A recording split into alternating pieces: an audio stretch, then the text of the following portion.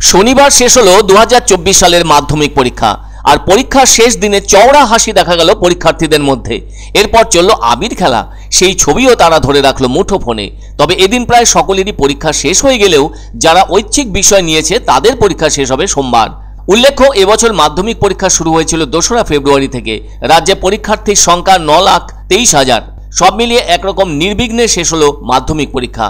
এদিনের পরীক্ষা শেষ হতেই দারুণভাবে খুশির ঝিলিক দেখা গেল জীবনের প্রথম বড় পরীক্ষা দেওয়া ছাত্রছাত্রীদের মধ্যে। এই ছবি পশ্চিমবঙ্গের সমস্ত পরীক্ষার্থীদের মধ্যে দেখা গেল এদিন। সেই নিরিখে জলপাইগুড়ির বিভিন্ন কেন্দ্রগুলিতে মোট 26,000 পরীক্ষার্থী পরীক্ষা দিয়েছে। আর পরীক্ষা শেষে অকাল হোলিতে মেতে উঠল তারা। এজন্য বাঁধ ভাঙা আনন্দের বহিঃপ্রকাশ। আবার একই সাথে অভিভাবকরাও যেন হাঁফ ছেড়ে বাঁচলেন। এতদিন সন্তানের পরীক্ষা থাকায় সেভাবে ঘোরাঘুরি করতে পারেননি, আর এবার যেন সেই চাপ থেকে মুক্ত হলেন তারাও। তবে এদিনের ভৌতবিজ্ঞান পরীক্ষা তাদের ভালোই হয়েছে বলে জানায় পরীক্ষার্থীরা। ছোট বড় সব ধরনের প্রশ্ন মিলিয়ে পরীক্ষা ভালোই দিয়েছে বলে জানালো তারা। আসলে শেষ ভালো যার সব ভালো তার বলে মনে করছেন অভিভাবকরাও। এবার অবশ্য মধ্যশিক্ষা পর্ষদ নকল আটকাতে বা প্রশ্ন ফাঁস আটকাতে প্রতিটি পরীক্ষার প্রশ্নপত্রের পাতায় পাতায় QR কোড ব্যবহার করেছে। দেখা গেছে যেখানে যেখানে প্রশ্নপত্র আউট হবার ঘটনা ঘটেছে তাতে স্পষ্ট হয়েছে পর্ষদের উদ্যোগ সফল।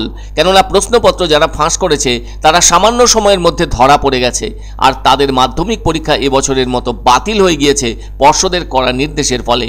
এবছর মাধ্যমিক পরীক্ষা শুরু হয় সকাল 9:45 সব মিলিয়ে এবছর পরীক্ষার্থীর সংখ্যা 9,23,013 জন। পরীক্ষা কেন্দ্রের সংখ্যা 2,675টি।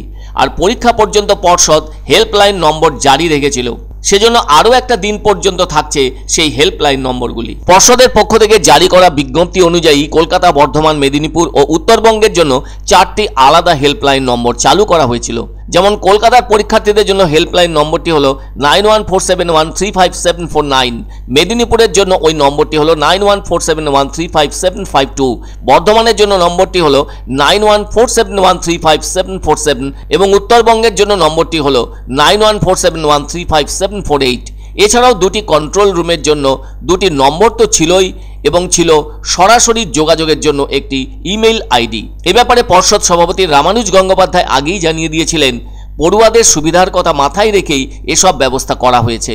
তবে অনেকেই পর্ষদের পক্ষ থেকে প্রশ্নপত্রে QR কোড ব্যবহার নিয়ে প্রশংসাও করেছেন, কেননা তাতে যে কাজ হয়েছে সেটা স্পষ্ট হয়েছে। আবার পর্ষদের পক্ষ থেকে জানানো হয়েছিল CCTV ক্যামেরায় তুলে রাখা সমস্ত ভিডিও ফুটেজ প্রধান শিক্ষকের তত্ত্বাবধানে সংরক্ষিত রাখতে হবে।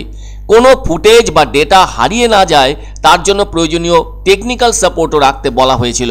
কেননা যে কোনো সময় প্রয়োজনে পর্ষদ সেই ফুটেজ চাইতে পারে, কারণ পরীক্ষা ও তার পরবর্তী সময়ে পরীক্ষা কেন্দ্রে কোনো অনভিপ্রেত ঘটনা ঘটলে তার ছবি সহজেই পাওয়া সম্ভব বলে অভিমত মধ্যশিক্ষা পর্ষদের। সে যাই হোক, 2রা ফেব্রুয়ারি থেকে শুরু হওয়া মাধ্যমিক পরীক্ষা এদিন ভৌতবিজ্ঞান পরীক্ষার ভেতর দিয়ে একরকম শেষ হলো।